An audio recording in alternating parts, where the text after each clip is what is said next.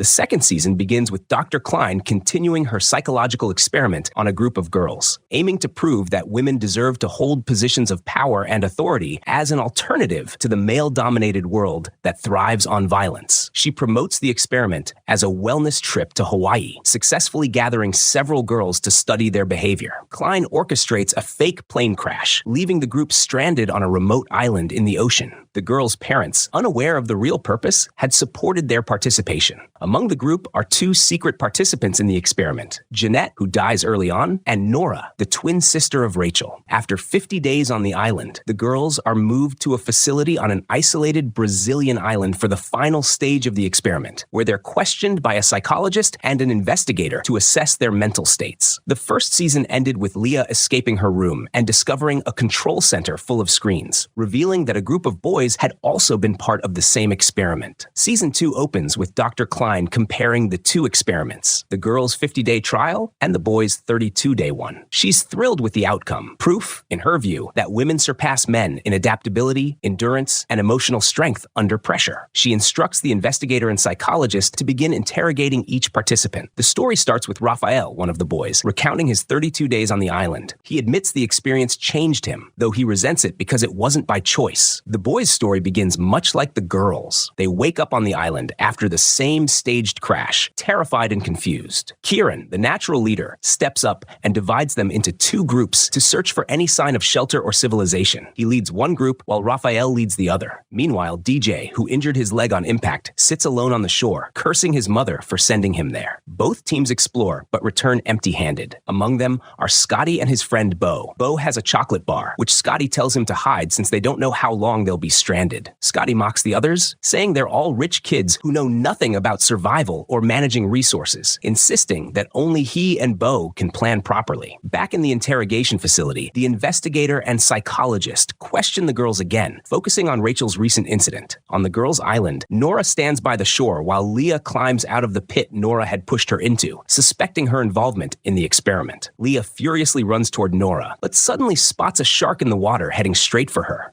While Rachel is happily swimming in the ocean, Nora suddenly spots a shark and, without hesitation, rushes to save her sister. Moments later, blood spreads through the water, but Nora keeps swimming, pushing Rachel to safety and sacrificing her own life to save her. Back at the isolation facility, each girl recalls that horrifying moment. None of them can tell if it lasted seconds or hours, but they all still remember Nora's scream echoing in their ears. On the island, Rachel makes it to shore with her arm severed. Acting quickly, Dot heats up an axe and cauterizes the wound while the others hold Rachel down. They bandage her arm, but Rachel feels nothing but grief for her sister's death. A week passes, and she spends her days staring at the sea, hoping Nora will return. The girls try to comfort her in vain, and finally decide to move their camp into the forest so she can begin to heal. Meanwhile, Leah becomes trapped in obsessive thoughts. She tells the group what Nora did to her, but when they revisit the site, the pit is gone, as if it never existed. The others start to think Leah is losing her mind, and she spirals further into paranoia, desperate to prove she isn't crazy. She confronts Rachel, asking if she remembers how Nora found out about the trip. The question breaks Rachel down, and the group turns on Leah for being insensitive, forcing her to stay away. On the boys' island, both search groups return empty-handed until they find DJ's mangled body on the shore, apparently attacked by a shark. The group is horrified and decides to bury him at sea, mirroring the girls' earlier loss of Jeanette. Back at the facility, DJ is revealed to be alive. He's actually Dr. Klein's son. Furious, he confronts her, shouting that she's destroyed lives just to prove a theory. Klein had faked his death to protect him after his arrest. His father, disgusted by her manipulation, tells her she's sick and leaves her for good. Meanwhile, Leah discovers the existence of another group, the boys, and sneaks into the room where Raphael is held. He's shocked to see her and confused about what's happening.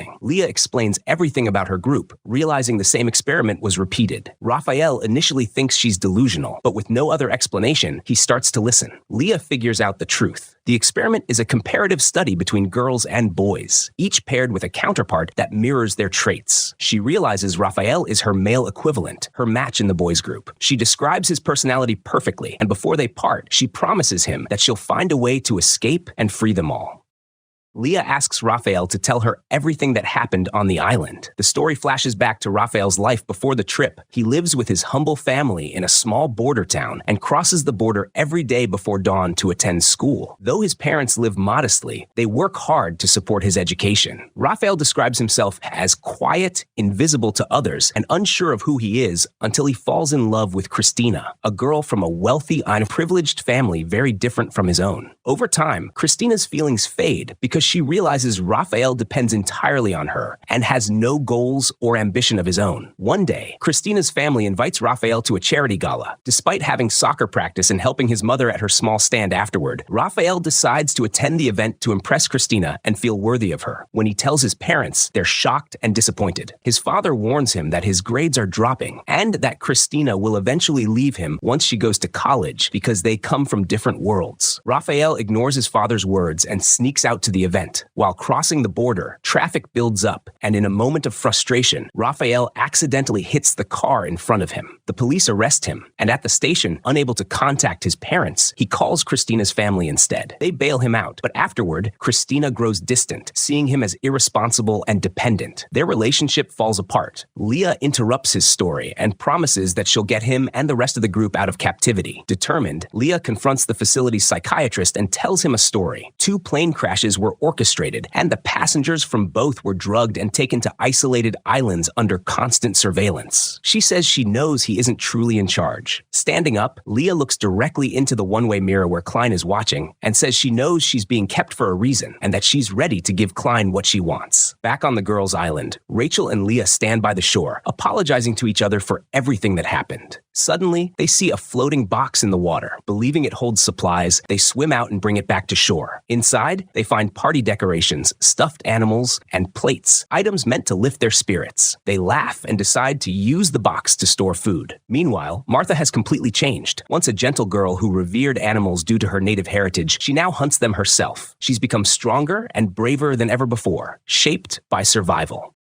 Each member of the group gradually changes, and together they begin to see themselves as one family. Back at the isolation facility, Klein oversees the interrogations of Raphael and the others. She instructs the psychologist to focus on Leah and decides to take his place in the next session. The next interview is with Scotty. As soon as he sees Klein, he mocks her, saying her body language looks like she's acting in a TV drama and that she seems new to the field. The investigator laughs, taking over the session himself. He asks Scotty about the group's encounter with a wild animal on the island. Scotty calls it not just an encounter, but a savage, epic war, and begins recounting their second day on the island. Kieran, self-appointed leader, ordered everyone to build a shelter before the rain came. The boys gathered wood and managed to construct a hut, but that night they heard terrifying noises. Panicking, they ran toward the shore and stayed there until morning. The next day, the group decided to higher ground for safety, setting up ropes and securing a lookout spot. Later, while walking through the forest, Raphael and Seth discovered a locked metal hatch underground. Breaking it open, they found a bunker filled with canned food and water, left by past explorers. They brought some back, but decided to hide the rest deep in the forest to ration their supplies. Scotty and Bo were assigned to store the food. While doing so, Scotty opened the bag and started eating, but Bo refused and told him to put it back. Scotty argued that they had to think about their own survival in case something happened. He pressured Bo into keeping some food in his pocket. When they returned, Bo felt guilty and later decided to go back to return the stolen food. Scotty tried to stop him, insisting they were just being smart, but Bo wouldn't listen. They returned to the forest, and just as Bo was putting the food away, the growling of the wild animal echoed nearby. They ran for their lives toward the rope hill. Scotty climbed first, leaving Bo behind, and the creature attacked, injuring Bo's leg. The rest of the group pulled him up just in time. Back at the facility, Scotty breaks down while confessing he betrayed his best friend by climbing first. When asked how long they'd known each other, he says 9 years. The flashback shows their friendship before the crash. Bo lived with an abusive, obsessive family that punished him for the slightest mess, while Scotty came from a once rich family that went bankrupt and lost everything. Ever since, Scotty had been obsessed with money and planning for the future, determined to one day reclaim the life he lost.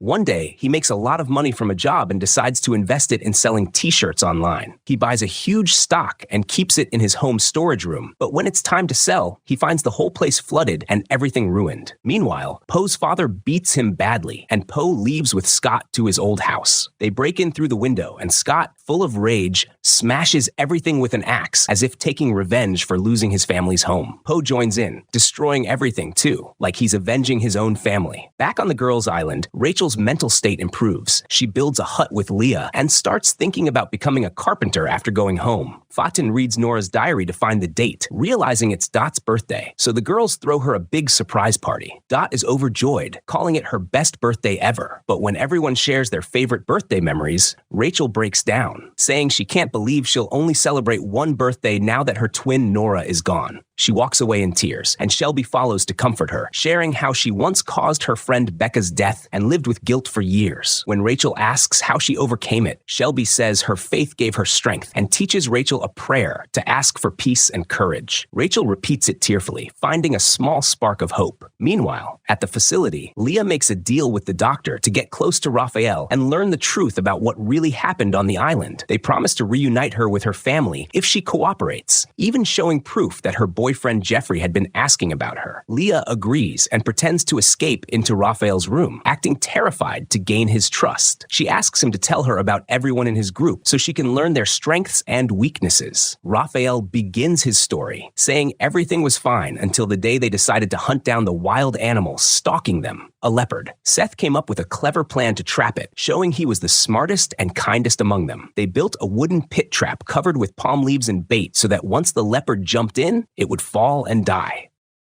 Their trap works perfectly. The roar of the panther echoes through the forest before Kieran drives his spear into it, ending the threat once and for all. The group celebrates late into the night. Seth stands and praises each boy, pointing out their strengths and trying to lift morale. But Kieran mocks him publicly, humiliating him in front of everyone. Hurt, Seth isolates himself while Raphael admits that even though they were close, he didn't go comfort him. Only Josh did. Josh, the weakest of the group and often bullied for talking too much, sits beside Seth and shares how he was bullied as a child, especially by his brother. Seth reacts violently, pushing him away and later entering Josh's tent, where his bitterness boils over. He assaults Josh, telling him he'll never be like him, leaving Josh broken and silent. Raphael confesses this part hesitantly to Leah, who hugs him and whispers, "They're watching us." Klein realizes Leah betrayed their control when she notices Raphael's sudden reaction. Leah is dragged from the room by the investigator, who tells her she's been played and that none of their promises were real. He mentions the weapon she hid in the sink, mocking her for thinking she's clever. Desperate, Leah begs for another chance, but he locks her back in her room. In the bathroom, Leah pretends to vomit, opens the sink, and finds a phone with a note. "You have 45 seconds. Realizing the investigator is secretly helping her, she smiles and prepares to act. Back on the boys' island, the day after Seth's assault, Josh barely speaks, his trauma leaving him mute and withdrawn. The others notice his silence. Seth dismisses it, claiming Josh is just being annoying as usual. Henry, Seth's half-brother, invites Josh to sit with them. Later, Kieran divides the group to search for fresh water. He goes with Josh, trying to lighten the mood, and when they find a stream, Kieran jumps in joyfully while Josh stays back. Kieran teases him, trying to pull him in, and notices strange rashes all over Josh's body. Josh insists he's sick, but Kieran knows those rashes appear when Josh is anxious or hurt. Instead of compassion, he mocks Josh again, saying Seth was right about him. Enraged, Josh snaps, screaming that Seth is the real problem. Kieran realizes something terrible happened and presses him to talk. Meanwhile, it's revealed that Seth is secretly working with Dr. Klein. Through hidden cameras, he reports that Josh is unstable and showing suicidal behavior, subtly manipulating the staff to believe he might harm himself, keeping the experiment in motion and the truth buried. Seth suddenly cuts off all the microphones and cameras in the area, breaking communication with Klein's team. Soon after, the rest of the boys, who failed to find water, return to camp. When Kieran and Josh arrive, announcing they've discovered a stream, Seth runs to hug Josh in relief. But Kieran, furious and protective, snaps, attacking Seth in a fit of rage. He beats him violently before telling the group what happened. The others believe Josh immediately. He's visibly traumatized and confirms that Seth hurt him. Seth insists Josh was drunk and hallucinating, but no one believes him except Raphael, who still sees him as a kind friend. Henry, Seth's half-brother, struggles with the truth and asks Raphael if he really thinks Seth is capable of that. Raphael admits he's not sure, but Henry eventually sides with Josh. The group decides to exile Seth from the camp. Raphael is also alienated for defending him. They all gather around Josh, trying to comfort him, but he quietly asks them not to pity him. He just wants to forget. He makes them promise to never tell anyone what happened. They agree, unaware that this confession is exactly what Dr. Klein wanted to hear after losing their audio feed. Meanwhile, on the girls' island, the morning after Dot's birthday, Rachel decides to hold a funeral for her sister Nora, hoping to finally find peace. Fatin, reading Nora's journal, notices a sketch of a flower with strange numbers and 2 initials. She writes them down, curious about their meaning. That night, Rachel and the others bury Nora's clothes and say goodbye. Later, Fatin sneaks back to the burial site, retrieves the clothes, and finds more numbers written on the tag, matching those from Nora's notes. She's puzzled, but senses they're a clue. Rachel, sitting by the ocean, imagines seeing Nora walking toward her and smiles through tears. In the control facility, Nora is revealed to be alive, watching Rachel through surveillance screens. Klein had faked her death to separate her from her sister and keep her loyal to the experiment. The scene shifts to the interrogation room, where Taylor begins his story. He recalls his life before the trip, his friendship with Henry, and how Kieran, the most popular boy at school, was admired for his charm and athletic build. One day, Taylor sees a video of Kieran training with his coach and checks the coach's Instagram, discovering a photo of him in blackface. Outraged, Taylor exposes the coach online, launching a social media campaign against him. The post goes viral, the coach is fired, and Taylor becomes a minor hero. But one night at school, Taylor and Henry stay late and hear strange noises. They follow the sound and find Kieran drunk and crying. When Kieran sees Taylor, he breaks down further, accusing him of ruining his life.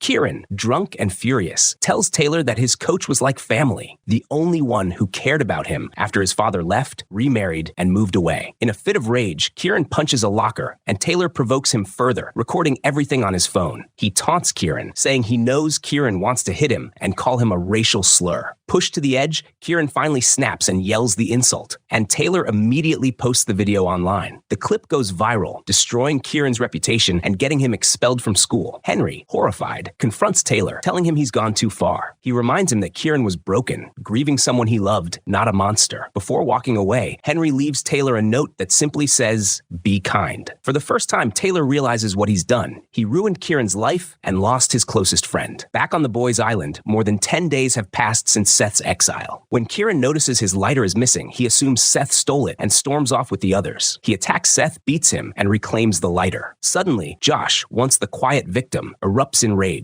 He pins Seth down, furious, and douses his fire before walking away, leaving him to freeze. The others hesitate, torn between justice and cruelty, but no one moves to help. Raphael and Taylor feel guilty, realizing Seth will die without warmth. Raphael insists on bringing him clothes and a light, but Kieran blocks him, saying Seth deserves his punishment. Raphael snaps, shouting that they're not judges or executioners, and that leaving someone to die in darkness is inhuman. Kieran turns to Josh, asking his opinion. Coldly, Josh sides with Kieran, saying Seth doesn't deserve mercy, and adds that Raphael should be banished too. Shocked by Josh's transformation from timid victim to ruthless avenger, the group obeys. Raphael, stripped of his shirt, leaves to join Seth in the forest. That night, Henry sits alone, troubled by guilt. Taylor approaches to comfort him, and Henry admits Seth suffers panic attacks in the dark. He needs a light to sleep. Taylor is moved, remembering Henry's note, "Be kind." Quietly, he takes a candle and walks into the woods to bring light to Raphael and Seth. Meanwhile, on the girls' island, Fatin begins to suspect that Leah was right. Nora may have been part of the experiment. Fact still, she has no solid proof. The girls slowly adapt to island life. Rachel grows stronger, and the group starts to function like a small community. Martha, however, becomes consumed by guilt. Once a gentle soul, she now spends her days hunting and checking her traps. One morning, she finds blood near one of them and follows the trail to a wounded rabbit surrounded by its babies, trying to nurse. Overcome with horror, she runs back to camp, sobbing that she's a murderer. She slaps herself until she bleeds and then flees into the forest. The girls search frantically until Leah finds her, sitting on the ground, gripping a knife, staring blankly at the lifeless rabbit and its babies. It's clear Martha, crushed by guilt and trauma, killed them herself in a moment of breakdown.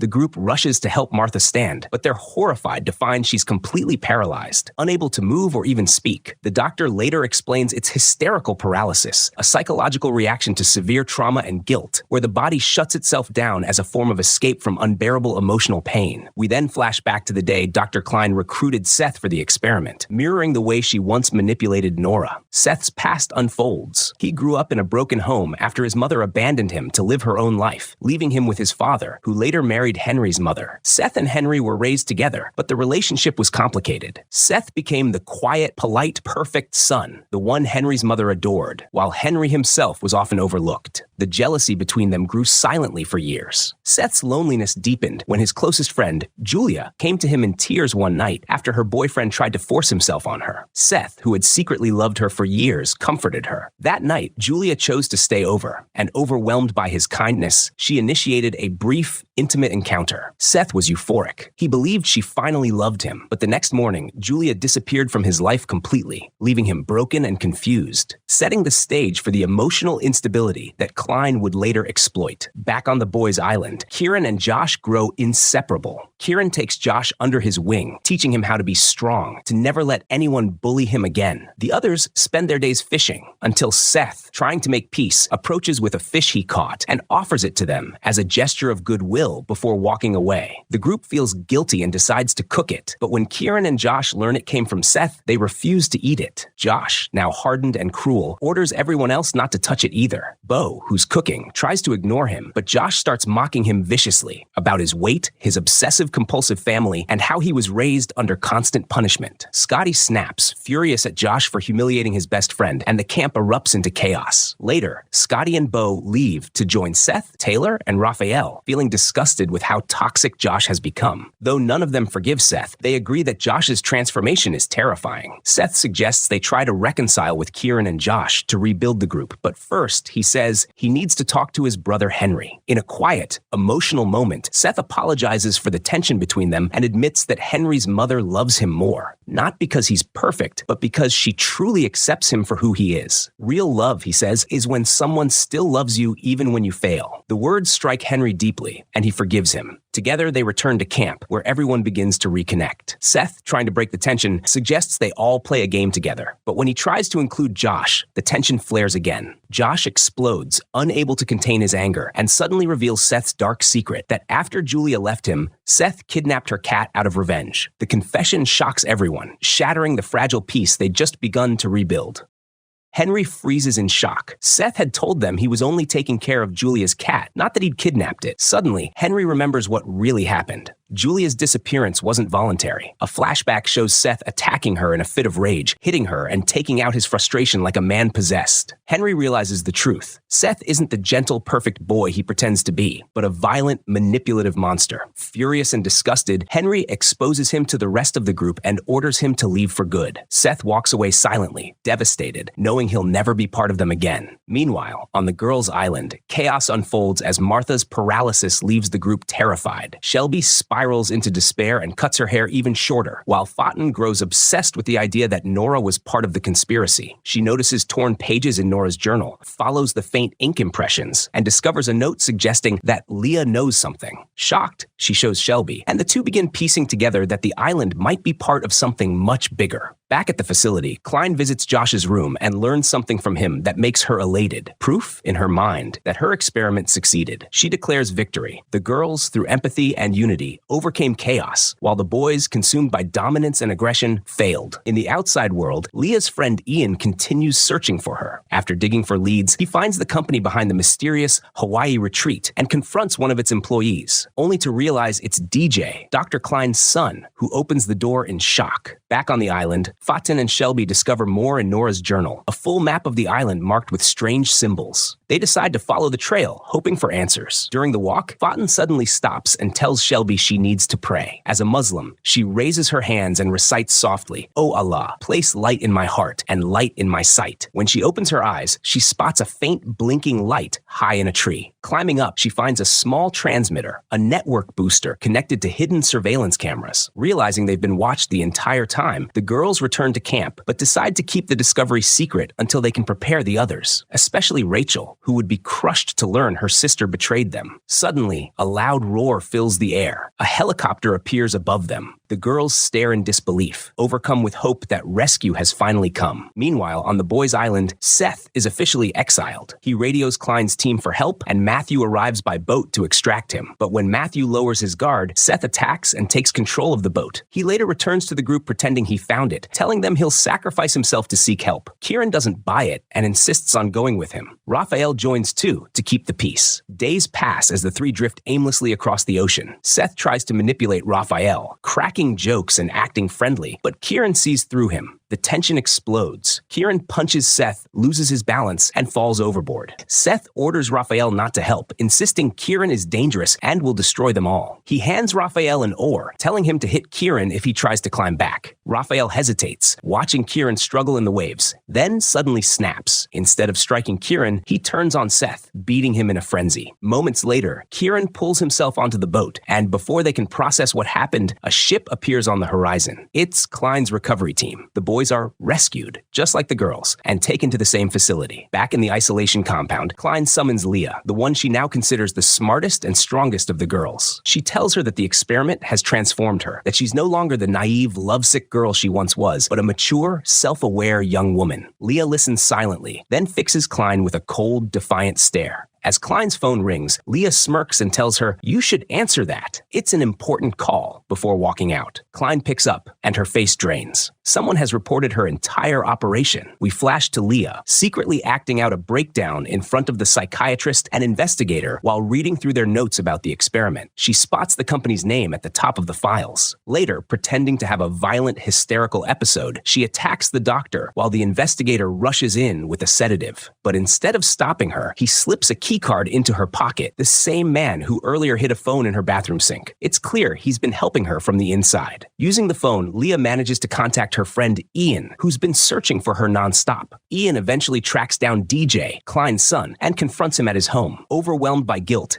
DJ confesses everything and turns against his mother, handing Ian evidence and notifying the authorities. The FBI launches a full investigation into the abduction of the girls and boys. Back at the facility, Leah feels proud. She's exposed Klein. But suddenly, the lights cut out, alarms wail, and the security systems shut down. Leah breaks out of her room, finding the other girls. And to her shock, several of the boys. Together, they rush through dark corridors until they reach a massive hall, only to find it completely empty. Realizing Klein may have escaped, Leah sprints through the building, searching every corner. Meanwhile, we see Klein boarding a private plane, her face calm and collected. She's taking DJ with her, despite his betrayal, along with the psychiatrist and Matthew. She coldly fires Agent Dan after discovering he helped Leah and leaves him behind. As the plane lifts off, Klein outlines her new plan. Phase 3, merging both groups, boys and girls, on a single remote island to observe their combined social dynamics. Back at the compound, Leah and the others finally reach the rooftop and freeze. All around them is open ocean. The facility itself is on an isolated island. Leah screams in disbelief, realizing they've been trapped once again. In the final shot, a familiar figure steps into view.